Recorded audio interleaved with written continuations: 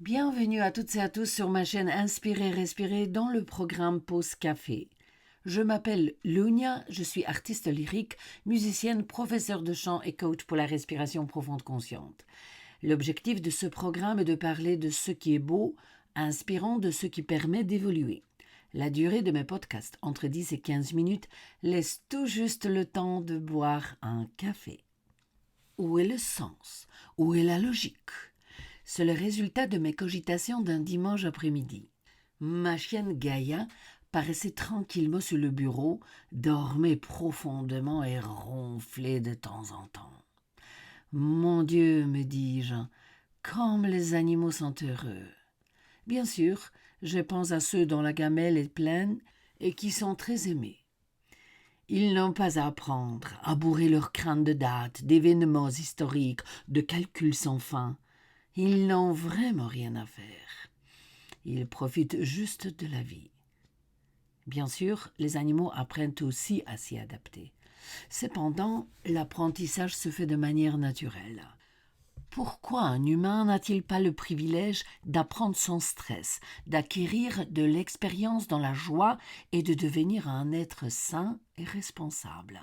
Nous avons beaucoup plus d'options pour cela que les animaux. Le système d'éducation a-t-il réussi les épreuves de la création d'une société consciente? Comment se fait-il que même pas 100 ans après la deuxième grande invasion, les gens semblent avoir oublié le passé? Les droits humains et civils sont violés sous divers prétextes et nous ne réagissons pas, comme si nous étions endormis. Bourrer les crânes des enfants de dates et d'événements historiques assortis de visites dans les musées afin d'entretenir la mémoire nationale semble être un échec.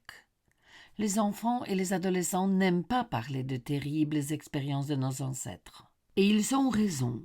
Nous avons mis l'accent sur la commémoration de l'ancien temps, ce qui bien sûr est important, mais nous avons oublié de mettre en évidence les valeurs les plus fondamentales, qui ne permettront jamais la répétition de tels événements.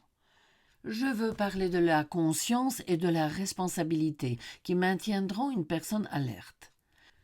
Avec l'éducation traditionnelle, sommes-nous toujours vigilants et prêts à défendre les valeurs que constituent la liberté et la prospérité? Étudier l'histoire ne devrait être que le fondement, la base, et pas le but principal de l'enseignement, c'est mon avis.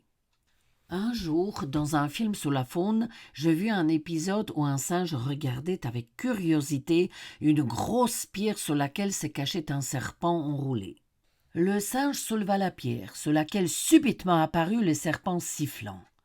Le singe hurla et laissa tomber rapidement la pierre. Oubliant aussitôt la scène dangereuse, le singe souleva à nouveau la pierre, et le même serpent siffla encore une fois vers lui. L'histoire recommença plusieurs fois. L'humanité ne se comporte-t-elle pas exactement de la même manière que ce singe?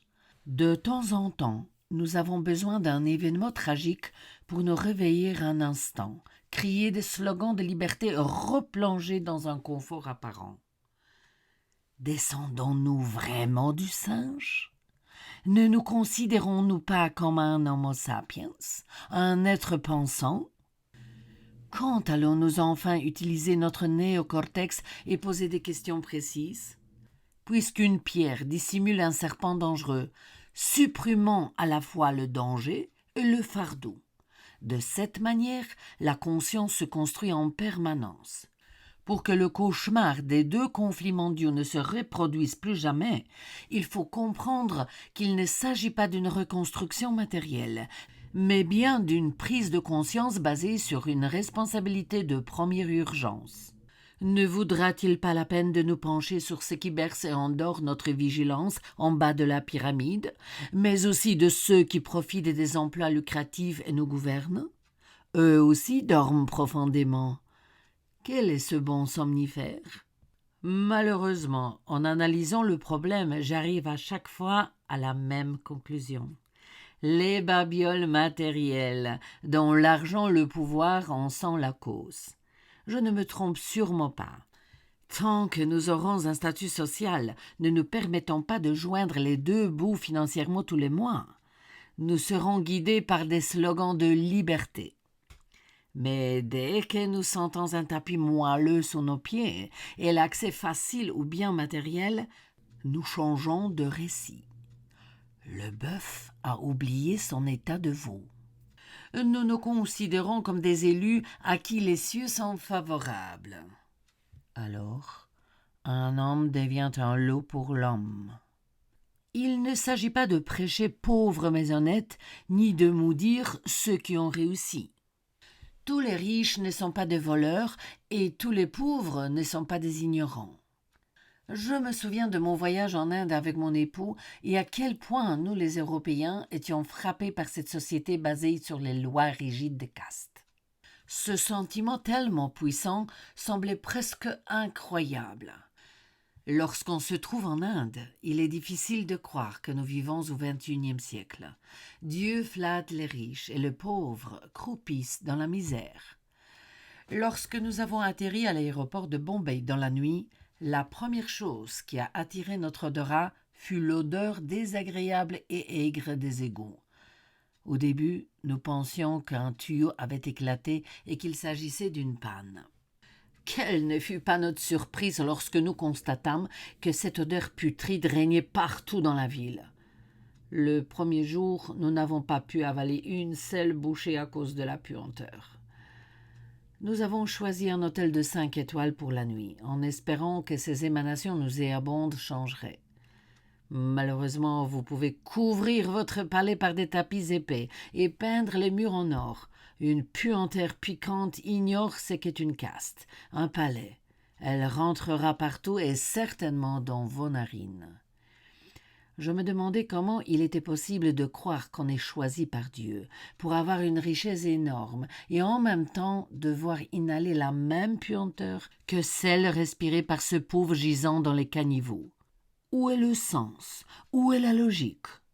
Cet air malodorant pénètre dans chaque cellule du corps. Peu importe qui on est, un brahman élu ou un paria ordinaire, un directeur ou un simple employé. Nous respirons tous le même air. Ce que vous expirez, je l'inspire. Et ce que j'expire, vous l'inspirez. De cette façon, un subtil échange d'informations a lieu.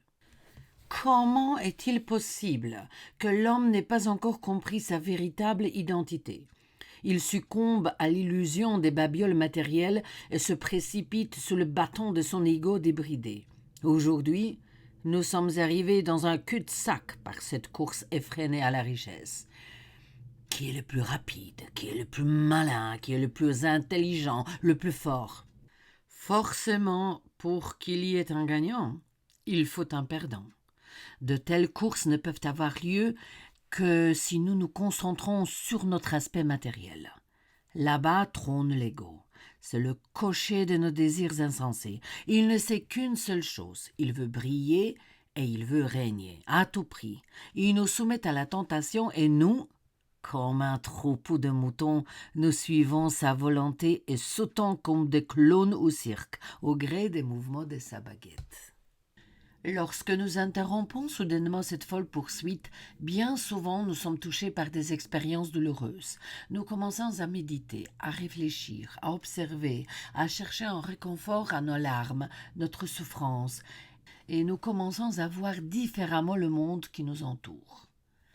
J'aime regarder les gens assis sur le banc d'un parc au milieu d'une petite place, ou encore lorsque je suis coincée dans une file de voitures devant les feux. J'aime observer les gens qui travaillent dans les bureaux, en particulier dans ces grands bâtiments aux escalators majestueux.